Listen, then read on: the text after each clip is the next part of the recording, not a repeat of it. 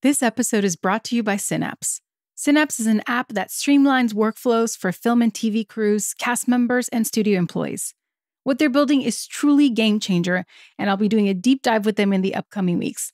But for now, follow them at Cinapse for more. That's CINAPSE.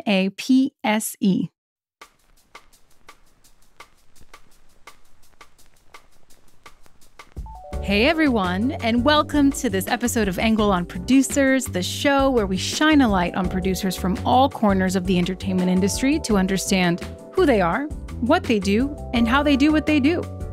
As always, I am your host and fellow producer, Carolina Groppa.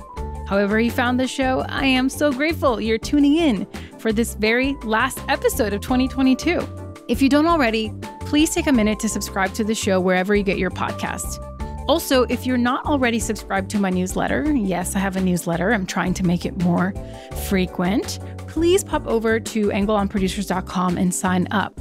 Every 2 weeks, you'll receive tips, resources, inspiration, and words of wisdom to help you stay the course. And alas, I can't believe this is the final episode of the year and just how fast the year has flown by. In fact, I don't know if anyone else feels this, but doesn't it feel like we blinked and it was like, oh, a pandemic happened somehow? It just feels very much like 2022. The year has been back in full swing, which we're very grateful for, but somehow it feels more intense than ever before. Maybe it's just me. But I am very much looking forward to a time off. As you guys know, I'm planning my wedding. I'm now in-house. It's been a year of tons of transition. A lot of good stuff, but a lot of stuff. So as we all wind down and cozy up into the season of rest and reflection, I hope you truly take the time to celebrate your wins, to learn from your blind spots, and to continue to do your best daily, because I hear that's what life is all about. So I'm so excited to share this week's episode with Eva Price. Eva is a 3-time Tony Award-winning producer with over 18 successful Broadway plays, musicals, and concerts under her belt. Notably called Broadway's Powerhouse entrepreneur, some of her award-winning shows include Oklahoma, Alanis Morissette's Jagged Little Pill, Dear Evan Hansen, Peter and the Starcatcher, Colin Quinn Long Story Short, which was directed by Jerry Seinfeld, and many, many more. Eva grew up in Boston and earned a degree in political communications at George Washington University. After 5 years as an assignment editor at ABC News, Eva quit her prestigious and lucrative job and decided to pursue her dream of becoming a Broadway producer. She is a prime example of betting on yourself. A decade later, her dream has come true as she's now produced multiple Tony, Olivier, and Grammy Award-winning shows on Broadway. She also recently joined Level Forward, a new entertainment enterprise from Killer Content and Abigail Disney that aims to produce content driven by women and people of color. Currently, Eva is producing the upcoming Broadway show & Juliet, which opens on November 17th, and she's also preparing for a new, important, and very exciting musical that will open in LA in May of 2023 called Transparent. I absolutely adored my chat with her. She came highly recommended by Barbara Whitman, who we just heard from a few episodes ago. I had happened to go see Jagged Little Pill and saw her name, and Barbara knew her, of course, because the theater world is very small, and I'm so grateful we got to hear from her and capture a little bit of her wisdom. A few takeaways from this episode include how producers navigate the exhausting but fulfilling world of theater, the importance of humility despite being a successful producer, and how producers are change makers that often empower communities through their art. So, without further ado, here's Eva. All good. This show is really meant to be conversational, which from everything I've listened, you've had a podcast. Like, it's just us having a conversation, producer to producer. I started this because I wanted to create a pathway for others to understand what producers do across the landscape of entertainment, because coming up, I felt that frustration myself and still feel this, like, it's so nebulous and there's so many different kinds. And so I'm on this journey to document our stories, particularly of women and people of color, women of color in the business. So we have these time capsules for others to listen to and make it feel real, not like the panel version of ourselves, but like the women behind the titles, of what it takes to do this work. And really the important thing that I always like to focus on is the realities of the lifestyle and the sustainability that you need to have within yourself to reach your dreams, because it's all possible, but no one talks about not in a microphone way, at least now maybe they do. But when I was doing this, like no one was really talking about how hard this actually is and how much of your life is poured into it and your soul and how crushing everything can be when it doesn't really manifest. And so I just wanted a place for community for others to know that all the people you admire to have felt this, still feel this, still have the struggles that we all have. And so hence this was born. And so that is it. And, I had the good privilege of seeing A Strange Loop on Broadway in August when I was in New York and loved meeting Barbara and was like, who else should I talk to? And then she was like, mentioned you. And I had literally just come from like the day before seeing this here in LA. And I was like, yes, like, because I was looking through the program of like, who should I talk to from this show? And I was like, yeah, Eva Price seems interesting. And then literally she's like, you should talk to Eva. I'm like, okay, we're going to talk to her. It's meant to be. I love that. Well, I love Barbara and I'm so proud of her and happy for all her success. So, and I think you're absolutely right. It's an amorphous life, what we live and how we lead it. And I think the more we can share about exactly that, the ups, the downs, the hows, the whys. Exactly. And that's what we're here to do. And so thank you for taking the time to be here and share a little bit when you've already shared so much. You've already given so much away. You have a podcast, you've been on numerous interviews, and you've really been sort of a bastion, I feel, for like female indie producers on Broadway on how to navigate that space. And so thank you for doing that work. But I'd love to just take it to the beginning for the listeners here and just how you found yourself in the arts and theater. I know that was your first love. And just, like the whole journey to get us to where you are today. Oh, yeah. I think if there was a podcast where I could hear someone talk about what it means to be a producer, I would have found my journey happening a lot faster. But I grew up in a suburb of Boston. I went to shows. I starred in shows in high school. Starred being a loose term. I appeared in shows. The best singer and dancer. So though I loved musicals, I was often third woman to the left and not mom. Yep. But I had a deep love for it. But I went to college for journalism and I studied TV news and radio and politics and worked in campaigns and worked in network news and interned in the news and radio business, thinking there was never going to be a place for me in the theater business because I was not going to be a star. And living in New York and going to theater and meeting other actors and singers and directors and producers, I started to see it within reach because I started to understand. And I was probably 5 years into my quite successful, actually, TV news career, making very good money and elevated in my place at ABC and feeling like there was a lot of possibility, but I was apathetic about the work and I lacked some creativity and inspiration. I remember we were folding laundry. So I was having an afternoon with a friend living in Brooklyn who was doing some producing and acting and writing.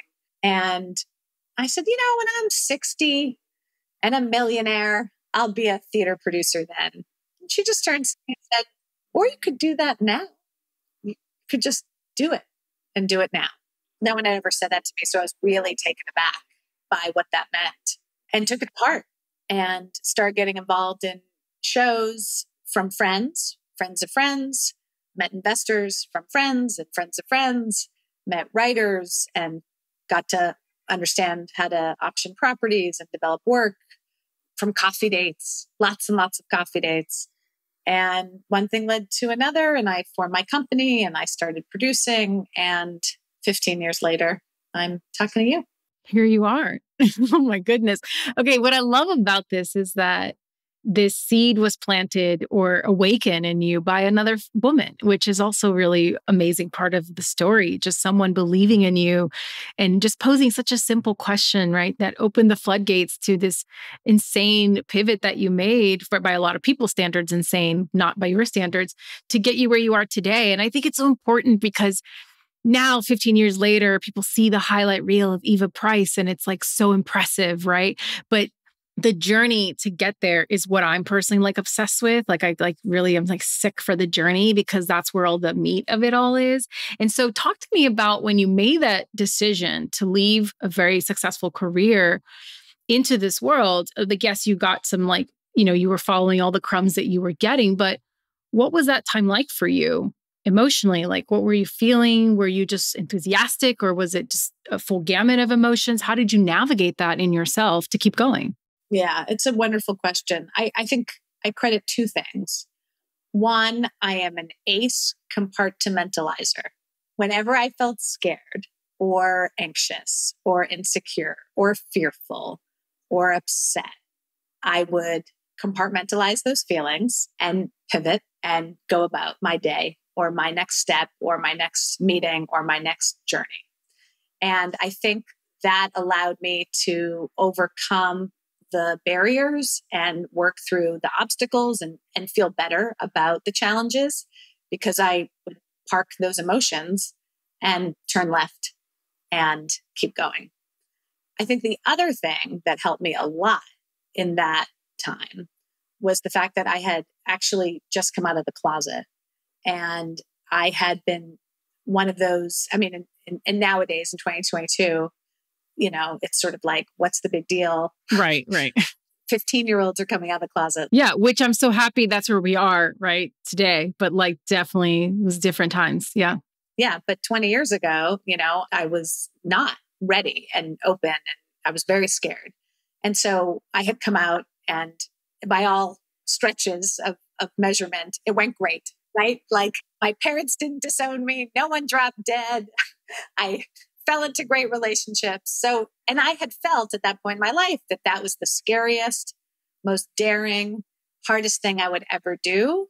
So kind of every other choice was going to pale in comparison. So because I had done that, overcome it, and quote unquote succeeded at coming out, and dropped dead, and I wasn't disowned, and I didn't lose everything. In fact, life got so substantially better and brighter. I was able to sort of take this other risk and make this other proclamation about myself and who I wanted to be in the world and how I wanted to live my life. And that was to go into theater and become a Broadway producer, an equally scary declaration. I think that helped that emotional journey that you were pointing out and asking about, because I was emotionally prepared for whatever was coming next. Did you have a definition or perception in your mind at that time of what a Broadway producer was or did? And if so, I'm curious what that was and how, now that you've been in it for so long, how that's evolved, if at all. I'm just curious. Yeah, I mean, that's why I said I'll be a Broadway producer when I'm 60 and a millionaire, because my perception of a Broadway producer was an old man on a couch with a cigar hanging out of his mouth. Just piles of cash to support theater. Yeah. Piles of scripts and piles of cash, and a man. Of course. Yeah. I had such a obviously small view as to what it meant to be a Broadway producer. And I was the opposite of all of that. I wasn't rich. I wasn't a man. I didn't have a cigar hanging out my mouth. Two of those things you can change. I do like a cigar now and then. I feel like the fact that I felt I was likely the opposite of what a Broadway producer was also somehow gave me agency to forge my own way of being a Broadway producer and creating my own self in the vein of a Broadway producer, because I had one very small-minded view of what one was, and I was the farthest thing from him. And so then once you had that clarity that like that's where you wanted to be, I know you kind of had, like you said, some initial friends that connected you. What was that first project that made you feel like, oh, I've arrived, like I'm a producer. This is my first baby that I'm putting out there. Here I am, Broadway. Like, what was that? If I say I haven't felt that yet. I knew you were going to say that. So I believe you, but it's not a valid response. Sorry. Because every woman does this and they don't want to acknowledge. Like, can I just read this right now? Okay. A 3-time Tony Award-winning producer, garnered 4 Olivier Awards, 2 Grammy Awards, 19 Tony Awards. Like, what? Those are the shows, not me personally, the shows. Still, they happen because of you to some extent. Nothing happens. The creativity doesn't happen in a vacuum. And I share that because yes, every producer has this response where they don't feel like they've arrived, which is great. I think it's part of what keeps us, one, humble generally, and 2, hungry, right? To continue to do the work because we're here because we love the work and we love supporting creatives. But I am here to hold a mirror to my fellow producers and remind us to zoom out and look at take a minute to slow down what we have accomplished and where we have arrived. And so celebrating the small wins, even if they're just for you, is something I harp on a lot on this show because this journey is so freaking difficult. So in that vein and in that spirit, I'm curious if like, maybe it's a rephrase of the question, but like, when you first felt like, okay, I've arrived, I figured this out, like whatever mystery box of producing exists, I'm on my way. Yeah. I feel like it's been a constant pivot and arrival and journey to that figuring out. I think every time I have felt that way, I can see marks in my career of when I felt that way. I felt that way to some degree when I lead produced my first Broadway show, which was Colin Quinn Long Story Short, directed by Jerry Seinfeld. Oh my God. I had a play directed by Jerry Seinfeld, starring Colin Quinn. And I brought it to Broadway and we got a good New York Times review and it sold tickets. So I guess there was like a moment of that in 2010. I probably felt that again in 2012 when I finally lead produced a play that had more than one person in it. That was Peter and the Starcatcher, which won 5 Tony Awards. And so I thought like, oh, I have good taste and I know what I'm doing and people respect me and how I lead.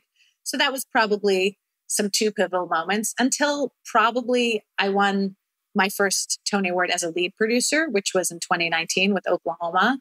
I also probably hadn't felt I quite arrived because this is an industry that defines success from 2 things, really. One is recoupment, which is a really, really important measure of success, i.e. you've paid your money back and your investors are whole. Doesn't mean they're in profit yet, but they are whole, which tells you a lot about theater when that's a definition of success, just even.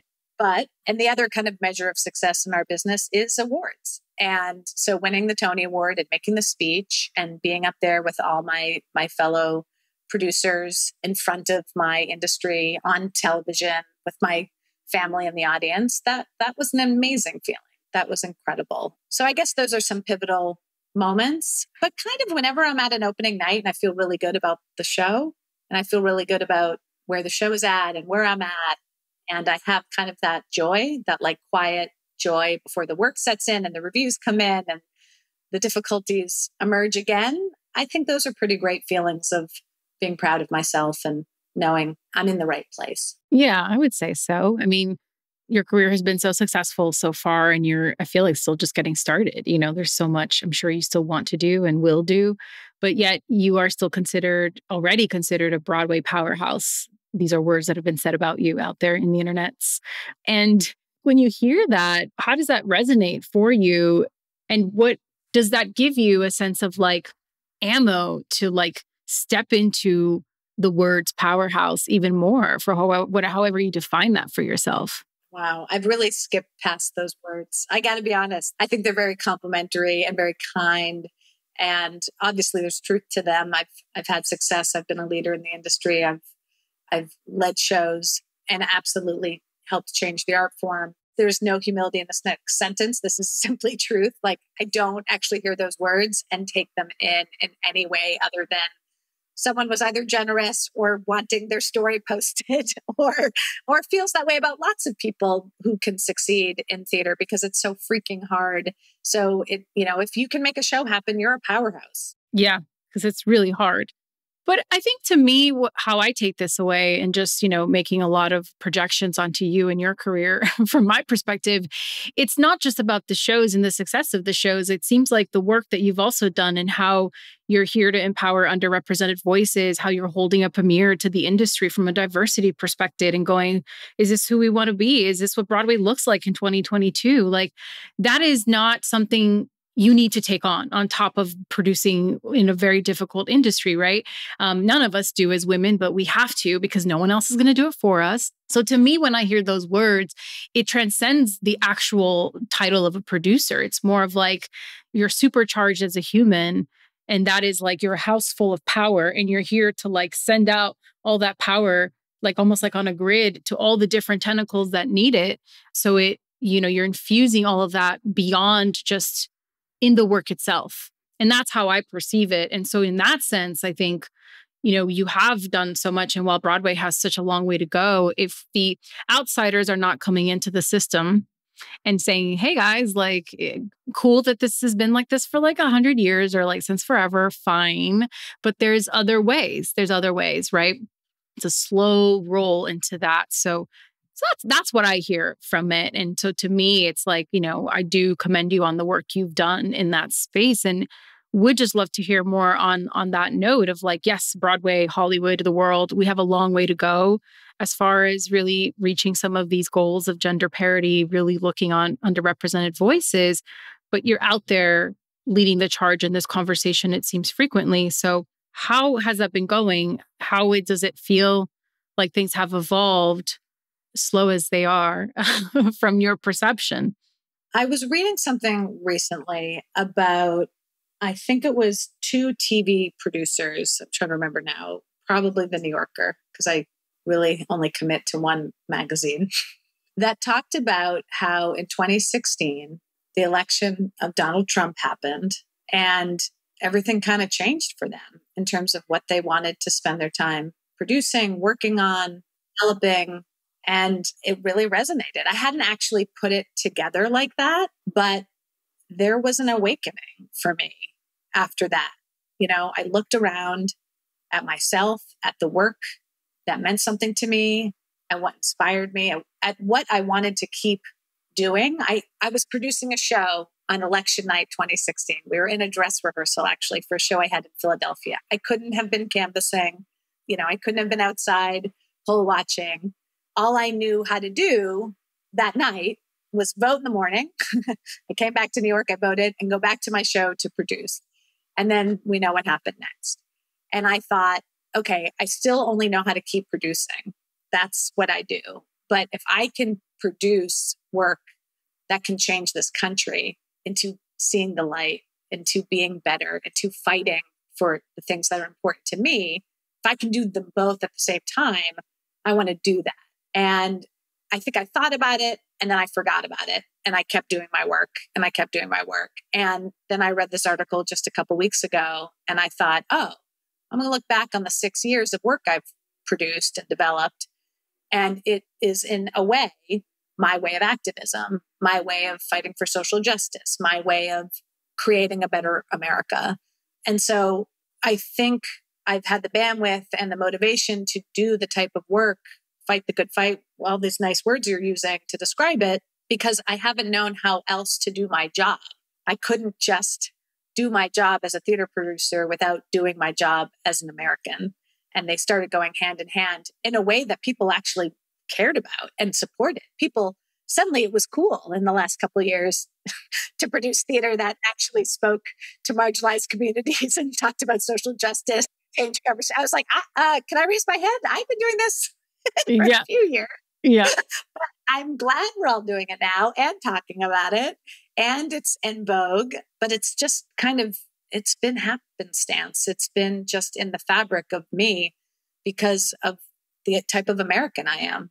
Yeah, I think that the responsibility I think we have as storytellers to make sure that we're bringing stories that impact identity, and really can show others just perception and stereotypes come from somewhere. And as a Latina, like this is something that is a huge issue all across all industries because Latinos still are massively underrepresented, even though we're one of the largest populations in the country, which is wild. But it's something I think about a lot, where do these ideas that a woman who looks a certain way and only speaks Spanish is probably a maid or a gardener, where did these ideas come from? And it's the stories we tell. I mean, we were just talking about this at the top with, this image of a single solo man who exudes success. Like these are stories that we've been hearing time and time again. I was just at an event last night that it's a really cool event that does partnerships between US and UK writers to help artists understand how to work in different fields. And one of the things that they said in this panel is that this idea, we've been sold on this narrative of like, and Americans are obsessed with this, right? The solo man that goes on a journey and goes on this journey by himself and figures it out by himself. And he's always alone and it's always a man. And we've been sold this so many times that like Forrest Gump is one of my favorite movies. It's the same story. So we have this imprinted in us so deeply, even those of us that are woke and aware to try to make this change, it is so hard to combat generations of conditioning of these images. And so this is, I think, stepping stones to introduce more of this? Because it's like, what doesn't it marketing say? It's like you need 7 impressions for something to actually even pay attention to it. So if we're only at step 2, we still got a long way to go, but like we're getting there, right? We're getting started so that we're not looking back 100 years from now and going, wait, where did we mess up? Like we should have started in 2010. And yeah, you know what I mean? So all that to say, I'm curious, what would you say is one of the biggest misconceptions you think people have of what it means to be a producer, and maybe specifically in Broadway and theater? I think one misconception is that we have all the money and that producers are rich and there's all the money. I remember I had one show, I'm not going to say which one, in which we got an email, or we heard through a company manager that the performer in the show was calculating how much money we make because the theater sat 2,000 people. So therefore, every day that they played the 2,000 seat theater, we were walking away with 2,000 times whatever. And I was like, wow, that's how they think this works. They don't think there's any overhead or costs or anything. They just think you pocket all that money.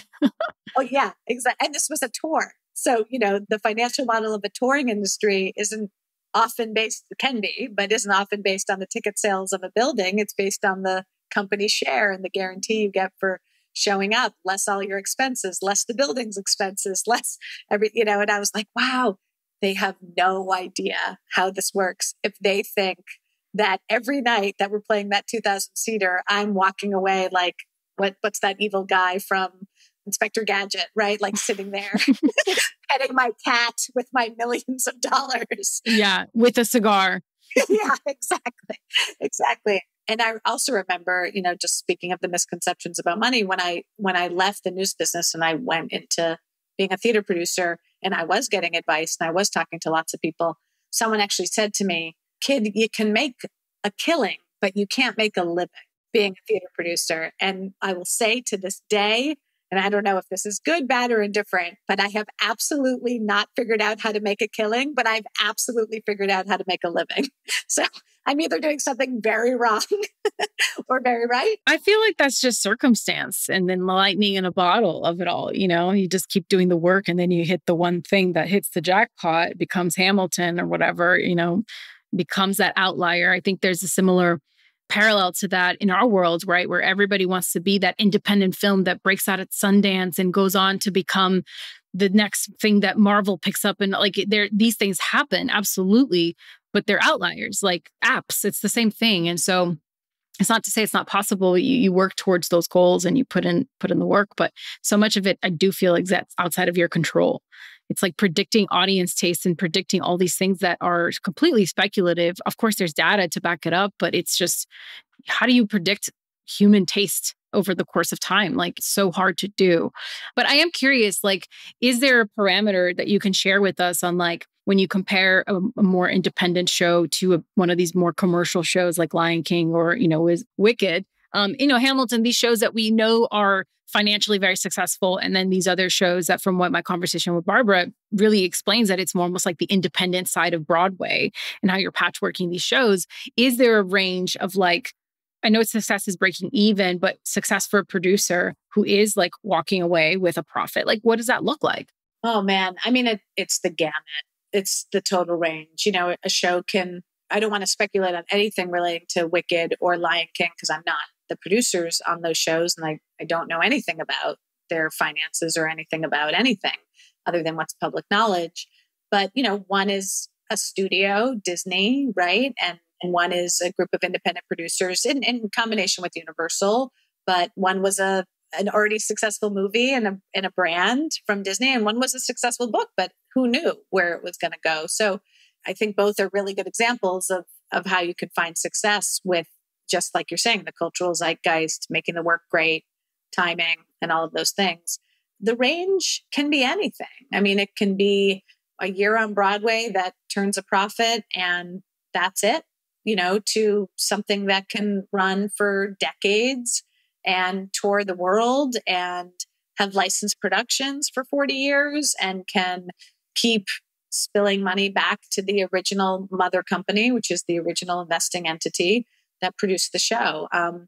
Success in theater takes so many shapes and sizes, as we talked about before. And therefore, the range of profitability takes so many shapes and sizes, from 110% of recoupment on the investment to 1,000% plus. There is no, and it's so funny. Often when I'm raising money, especially from a newer investor or someone who's new to theater, they ask, rightfully so, what's the possible return? And it's like, wow, well, let me get the crystal ball and tell you, you can make assumptions. You can make a bunch of guesswork. Well, this is a brand. This is Neil Diamond music. This is Elton John music. This is Carole King music. There's some formulas and history there that you could certainly make a guess and say the last like-minded show like this returned X%. But you also never know, because for every Carole King musical, there's the Beach Boys musical, right? For every Jersey Boys, there's, the non-Jersey boy. I can't even think of it right now, but the Elvis. It's just, which is why you can't, I truly believe, and I say this all the time, and I do this all the time, you can't ever produce something. You can't choose to produce something because your thinking going into it is, this is going to be a hit. I have to do this. It's going to be a hit. It has all the formula correct. It has the alchemy correct. And this is my hit, because 99 times out of 100, if not 100 times out of 100, that attitude and that reason for producing means you fail. But if you go into something because you love it, and for me specifically, I always ask myself this, I can't not produce it. I literally can't not produce it. If those are the two feelings going into it, and sometimes can't not comes from, well, because it is going to work and it is going to be successful. And I do believe in its commercial viability, sure. But mostly because I'm just so driven to be its producer, because I either am so in love or I know I'm the right person for it. Those are the things that drive me to then make the choice. And like you said, life is long and there's a lot of opportunity. And sometimes the alchemy of timing and audience's taste work in your favor. Yeah. And sometimes they don't. It's true. I always think about how many things, like to your point, are packaged in a way that people think will hit because of the stats and if you do it on Labor Day weekend and all these elements, like it should work, and how many of those things don't work. And especially in Hollywood, right? And people sweep it under the rug real quick. And then it's just always focus on the things that are working. And those are the metrics. It just really blows my mind. But on the topic of sustainability, I wonder, like, for independent filmmakers, I know what this looks like, but I'm curious if someone is like at the beginning stages of their career wanting to produce Broadway, are there opportunities that, in the work itself, is it enough to financially sustain them when they're starting? Or are people also generally having to like work side hustles in the beginning to kind of establish themselves more? Like, at what point do you find like a crossover where you're like, okay, I can actually now make a good living doing this that is sustainable, that doesn't have to always be contingent upon the success of a show? When I started out, and still to this day, I knew that a business where the real money comes from net profit.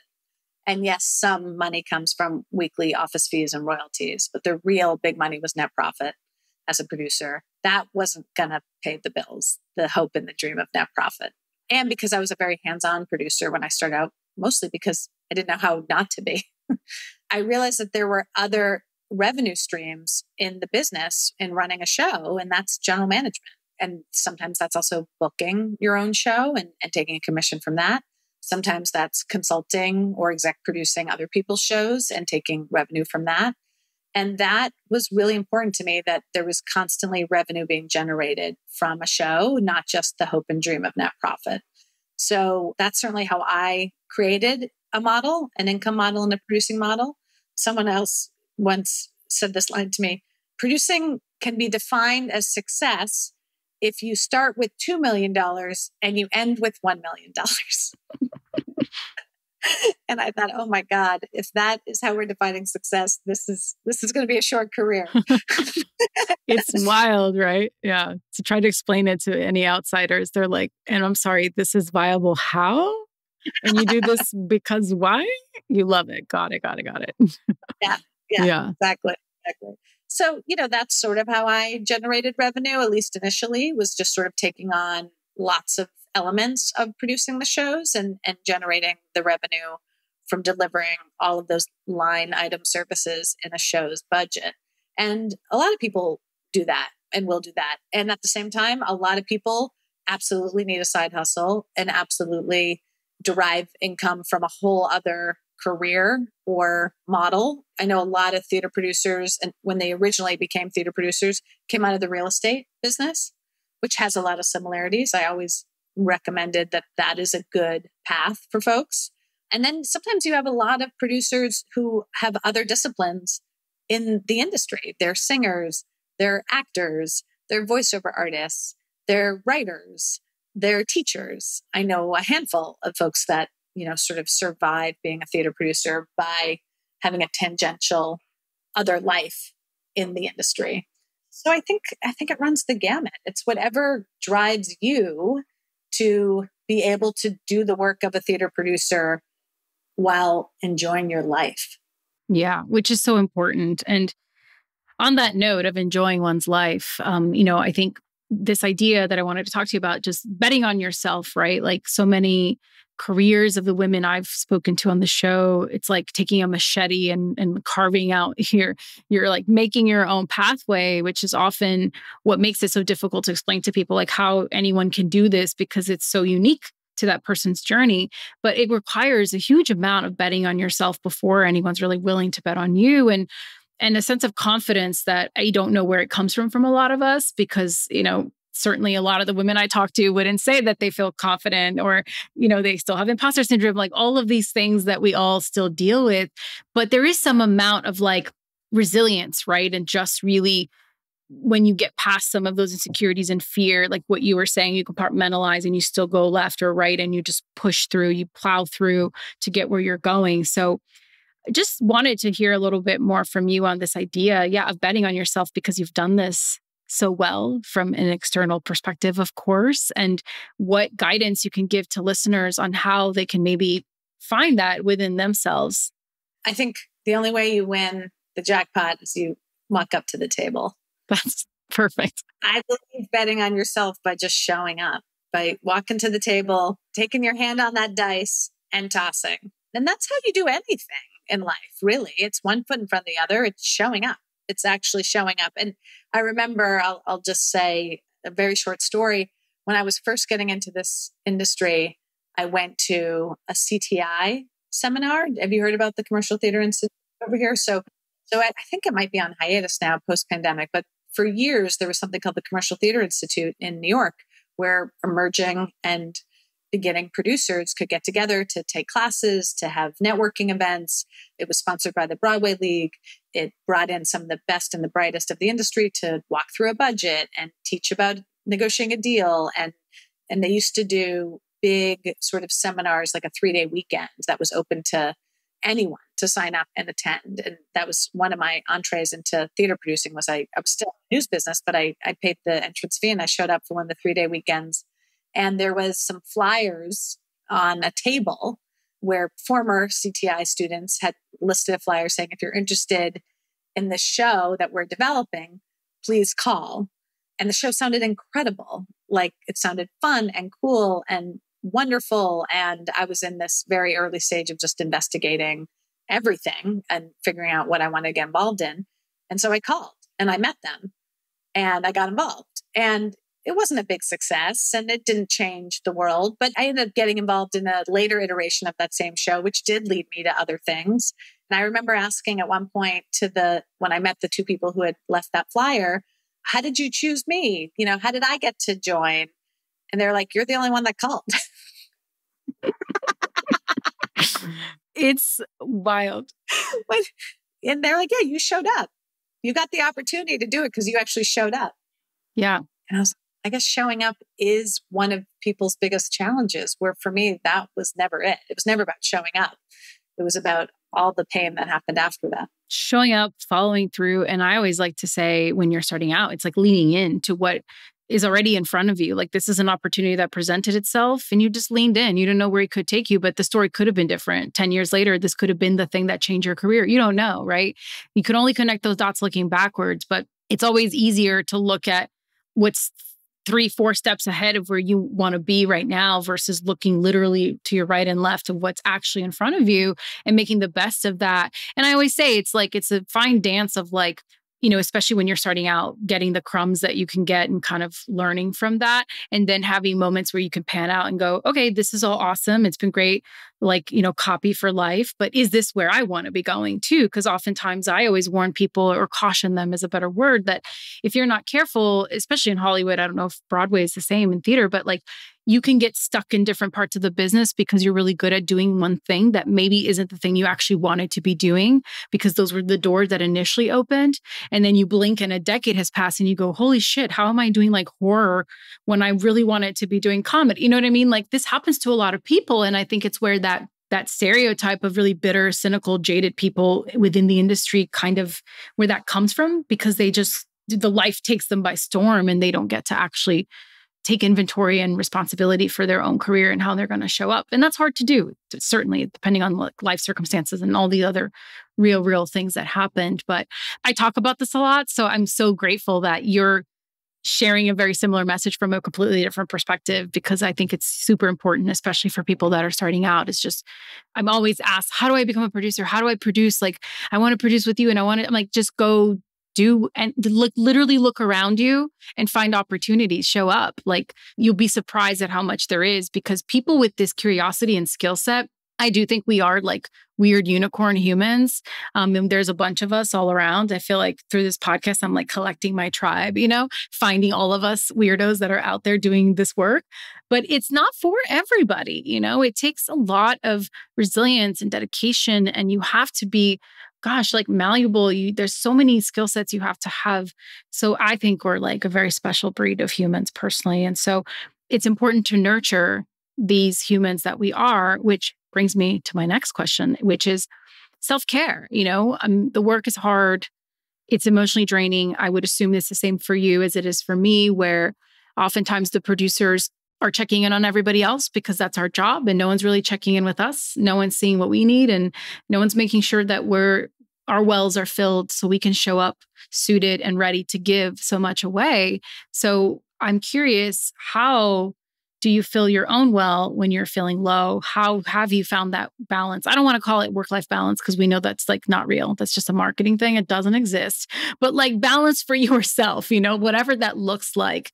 How do you unplug and just hunker down to the real of being a human and not being a producer?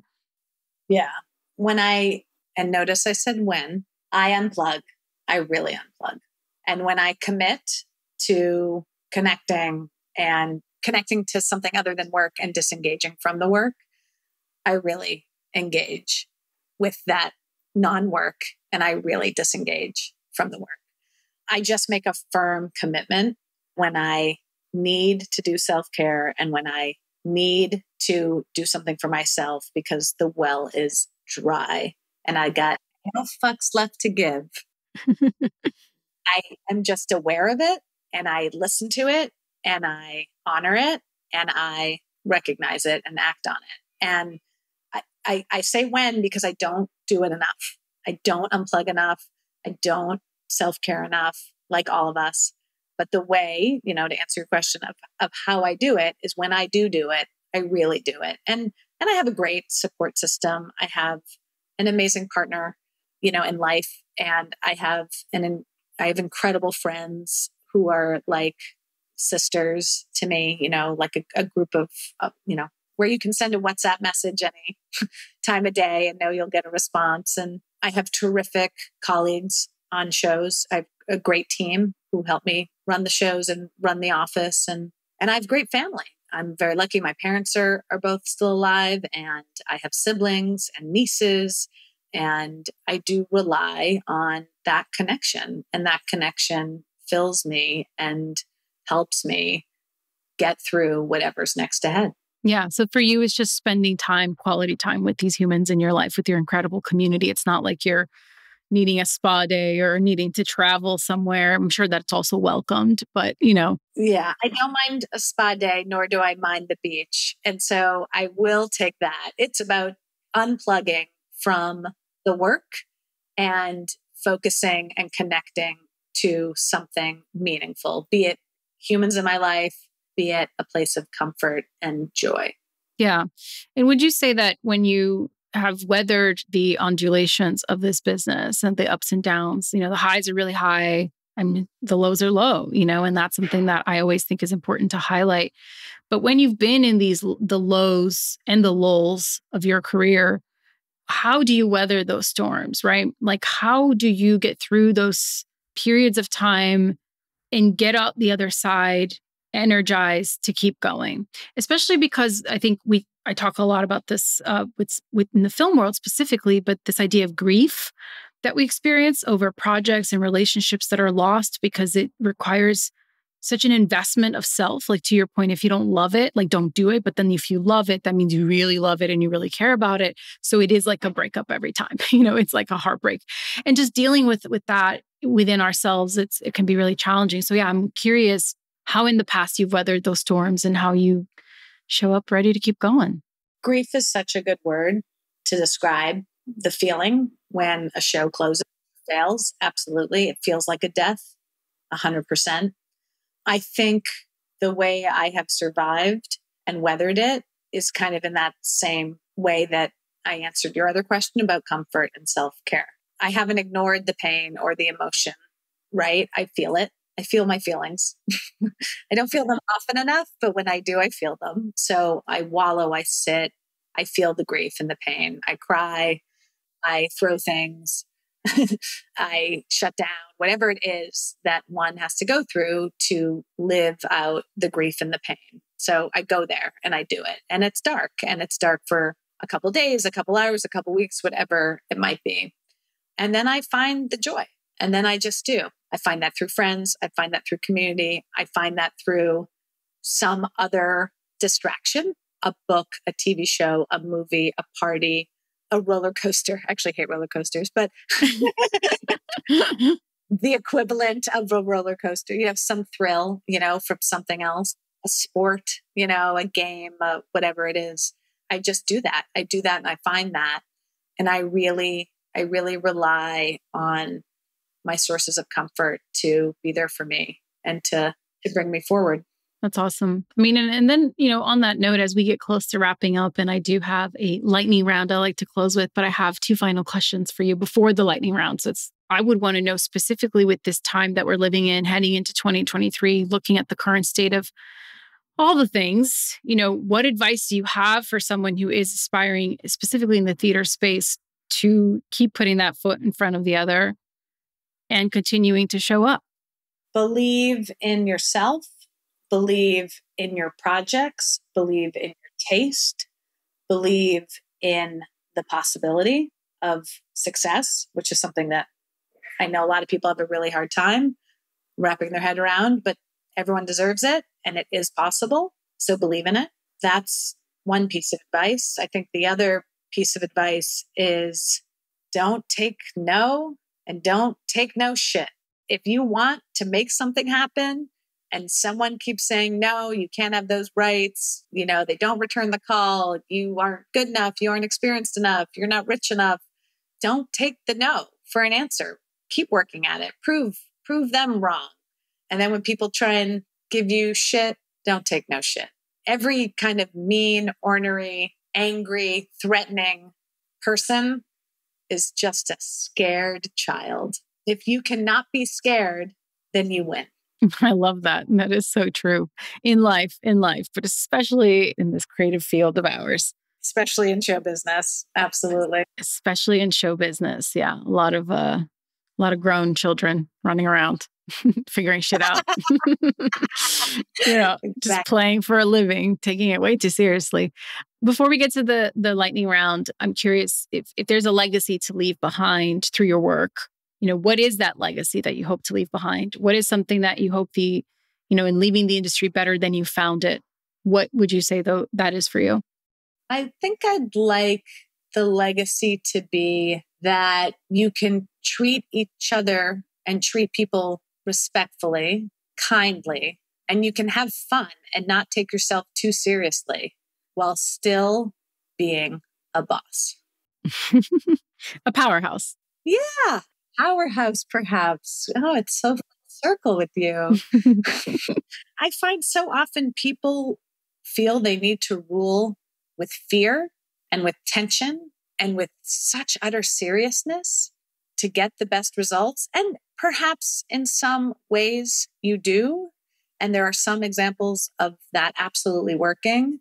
But my God, if we can't have fun and laugh at ourselves and make people feel good and just enjoy it and be vulnerable and friendly while doing it, like, wouldn't you rather that and still have success? It's so much better. Why would you not want that version of your life? Like, what? It's crazy. Yeah.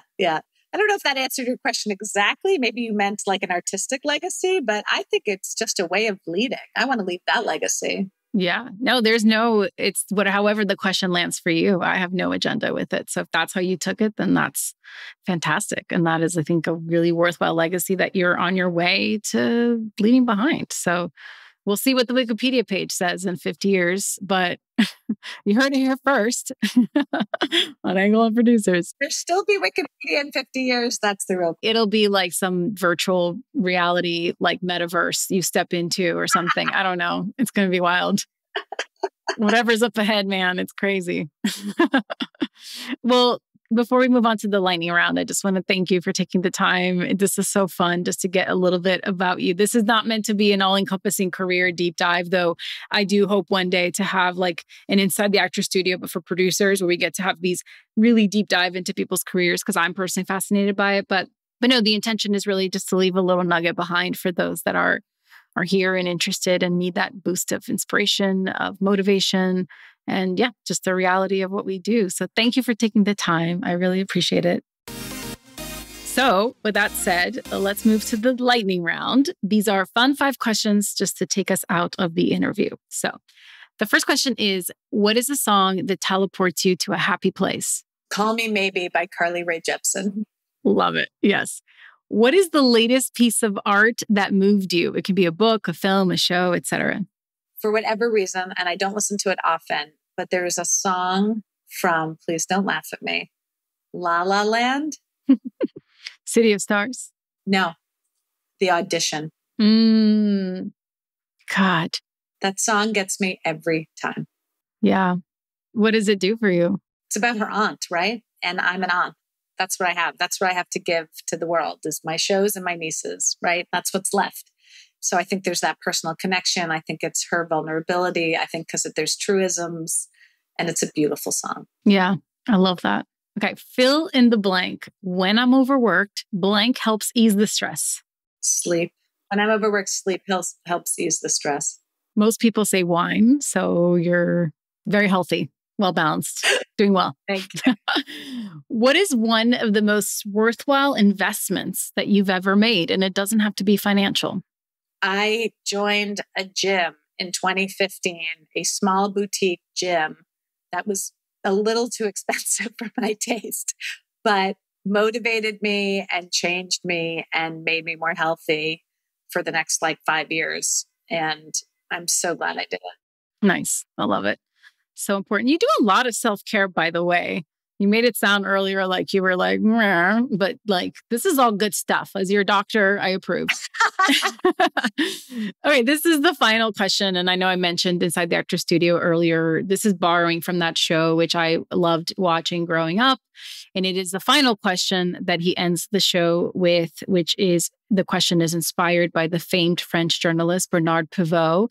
And it is the question, if heaven exists, what would you like to hear God say when you arrive at the pearly gates?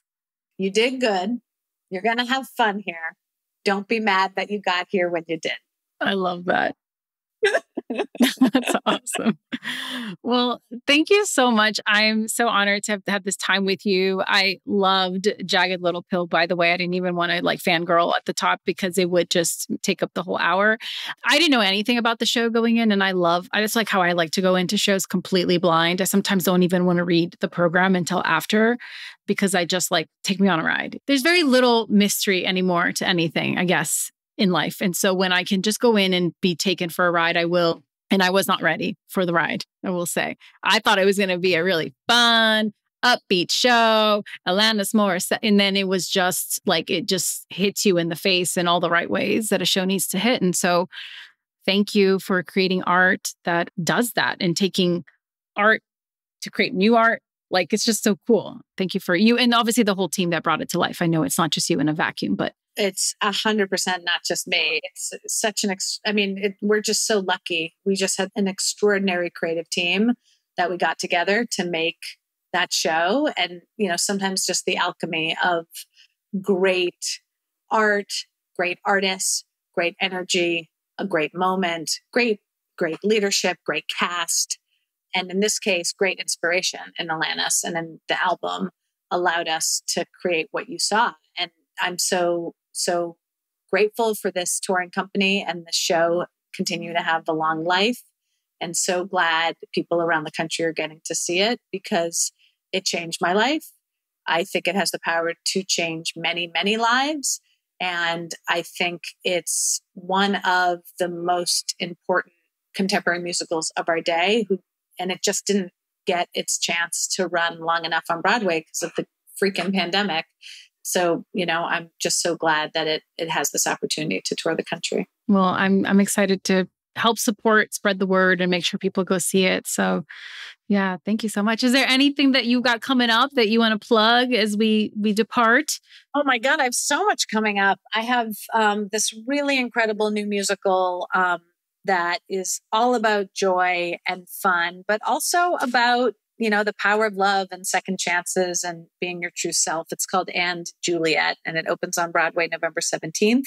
Love. I love it so much. It's coming up. It's in like a couple of weeks. And it's been running in London for the last several years. And I was fortunate enough to join the team and be one of the producers to bring it to Broadway. So I'm really, really excited about that.